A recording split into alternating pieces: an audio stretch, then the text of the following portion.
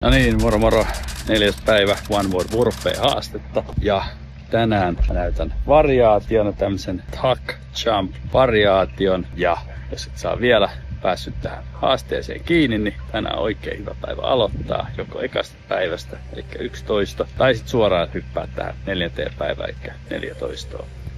Tehdään tän just sillä tasolla kun pystyt. Muista kuitenkin haastaa itseäsi aina, vaan vähänkään rupeaa tuntua helpolta. Joo, tässä on yksi variaatio sitten. Sen takia vähän haastavampi, koska tähän tulee 2 punnerusta ja näytän miten se menee.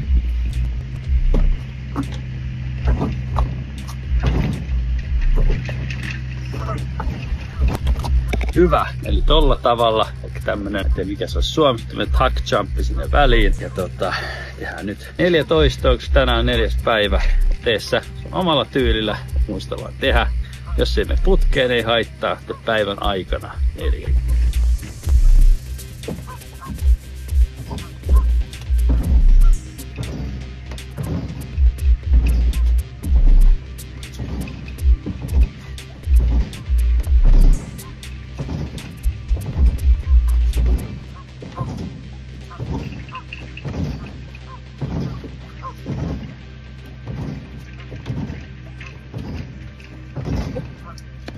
alright, siinä oli mun veto. Sun vuoro ja huomenna tsemppiä haasteeseen.